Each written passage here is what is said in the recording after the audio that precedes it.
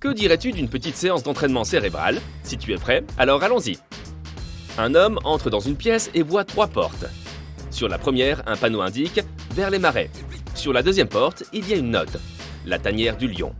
La troisième porte n'a pas de panneau, mais l'homme sait exactement où elle mène. Comment le sait-il?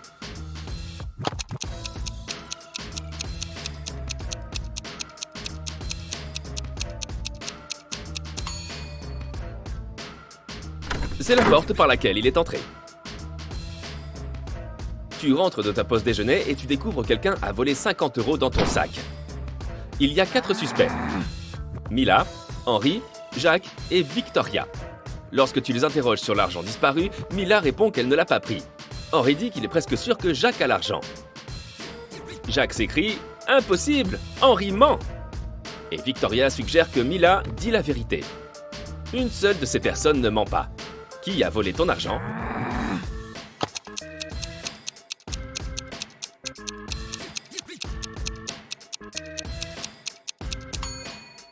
C'est Mila.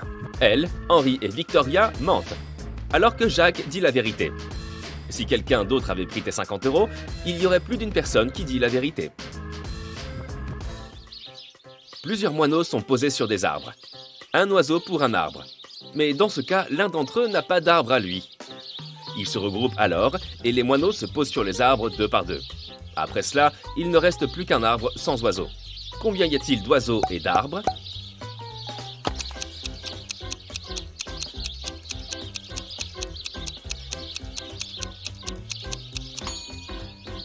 Il y a 4 moineaux et 3 arbres. 3 célèbres détectives se rendent dans un café pour discuter d'une affaire délicate. Le serveur s'approche d'eux et leur demande « Est-ce que tout le monde veut du café ?» Le premier détective répond « Je ne sais pas ». Le deuxième détective répond « Je ne sais pas ». Et le troisième détective dit « Oui ». Pourquoi dit-il cela?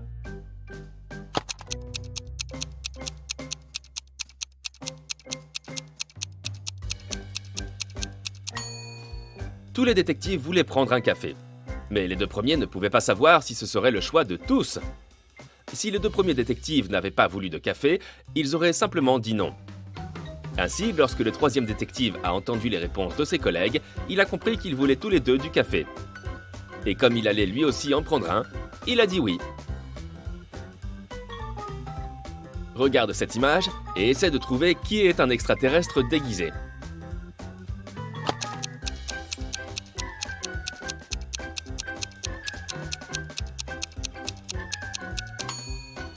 C'est le type à la chemise jaune.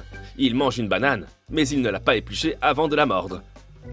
Il voit probablement ce fruit pour la première fois de sa vie. Tu as une équation faite d'allumettes. 6 plus 4 égale 4. Tu ne dois déplacer qu'une seule allumette pour que l'équation se réalise.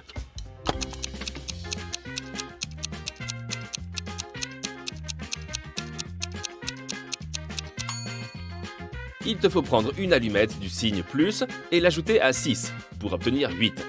Tu auras alors 8 moins 4 égale 4. Regarde cette photo. Toutes ces personnes semblent très proches. Mais qui est le mari de cette femme?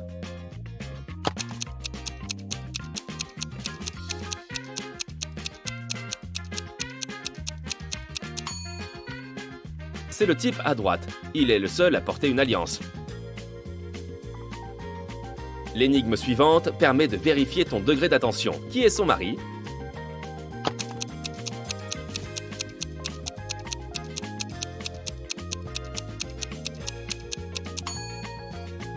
C'est le mec à gauche. Regarde, il y a sa photo dans la voiture. C'est en fait lui le propriétaire du véhicule. Peux-tu trouver ce qui cloche ici?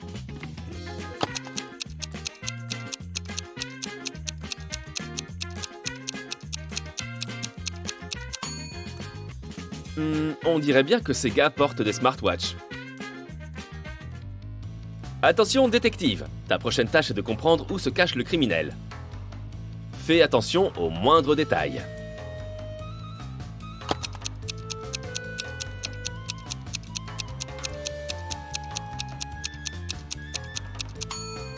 Le criminel se trouve dans la maison A.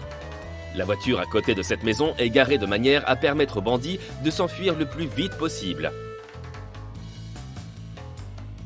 Peux-tu trouver laquelle de ces personnes court le plus grand danger?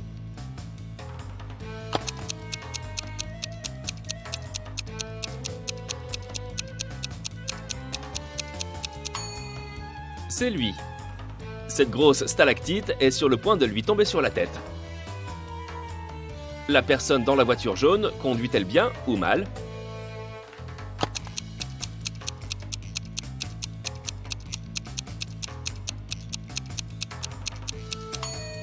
C'est une mauvaise façon de conduire et très dangereuse de surcroît.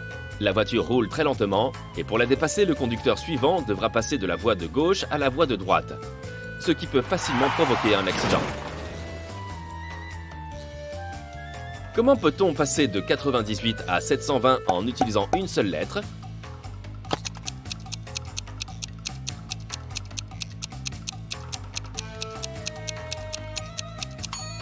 Il suffit d'ajouter la lettre X entre 90 et 8. Tu obtiendras ainsi 98 fois 8 égale 720. Un riche homme d'affaires voyage dans un train à grande vitesse. Il a une valise pleine d'argent liquide avec lui. Le train traverse une région montagneuse avec de nombreux tunnels. Lorsque le train ressort de l'un d'entre eux, l'homme d'affaires s'aperçoit que sa mallette a disparu. Il n'y a que 4 autres passagers dans le wagon. Mathieu dit qu'il vient de rompre avec sa petite amie et qu'il ne s'est pas soucié de ce qui s'est passé autour de lui. Joseph dit qu'il a acheté un roman de son auteur préféré à la gare et qu'il était plongé dans sa lecture. Zoé a dit qu'elle n'a rien vu. Elle avait les yeux larmoyants, irritée par la fumée qui s'échappe du train. Et Ellie affirme qu'elle a fait la sieste avec son masque de sommeil. Alors, peux-tu trouver qui a dérobé la valise de l'homme d'affaires?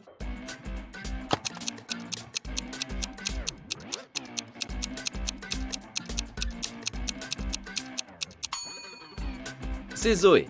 Les trains modernes à grande vitesse sont électriques et ne produisent pas de fumée. Tu as un sac rempli d'oranges. Tu dois utiliser ces oranges pour remplir 2 autres sacs de la même taille. Comment peux-tu t'y prendre?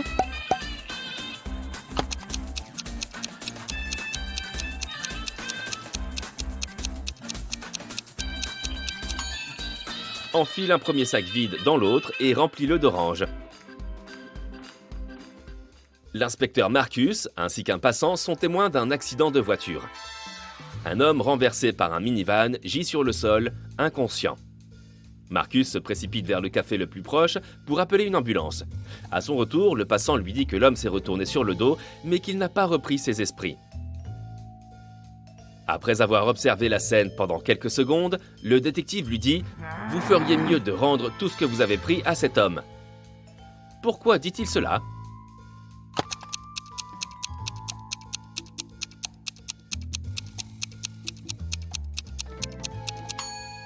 Quand ils ont vu l'homme pour la première fois, un seul bouton était attaché sur sa veste de costume. Mais maintenant, ce sont 2 boutons. Le passant a dû ouvrir sa veste pour y chercher un portefeuille et l'aura mal reboutonné. Imagine maintenant que tu es perdu dans la forêt par une nuit d'hiver glaciale. Tu te rends compte que tu n'as rien pour te réchauffer. 3 possibilités s'offrent à toi. Rester où tu es et appeler de l'aide. Continuer de marcher jusqu'à ce que tu ressortes de la forêt. Continuer, mais en faisant de petites pauses, en t'asseyant sur la neige et en te recouvrant de quelques branches. Que dois-tu choisir ?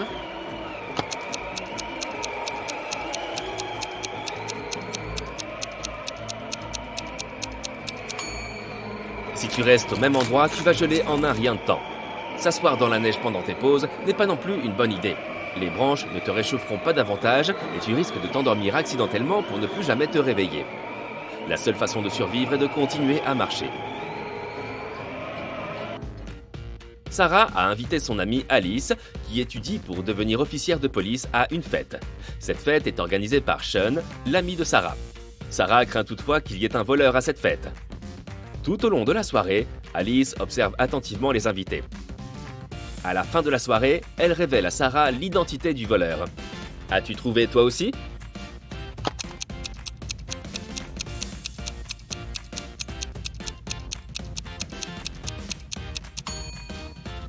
Ce n'est autre que l'hôte, Sean. Au début de la fête, l'un de ses invités avait une montre au poignet. Et cette femme avait un magnifique collier. Mais à la fin de la soirée, la montre se trouve déjà au poignet de Sean. Et le collier dans ce pot de fleurs. Tu vois ? Augustin, un riche homme d'affaires, a rapporté des documents très importants à son bureau.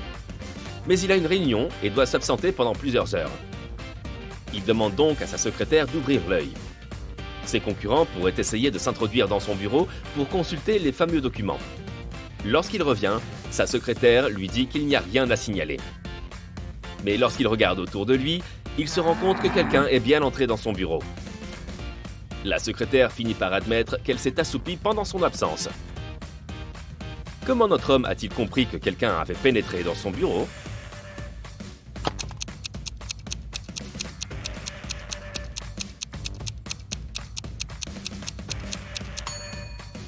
Le globe terrestre sur la table est maintenant tourné dans l'autre sens. Regarde attentivement ces gens. À qui appartient ce chien ?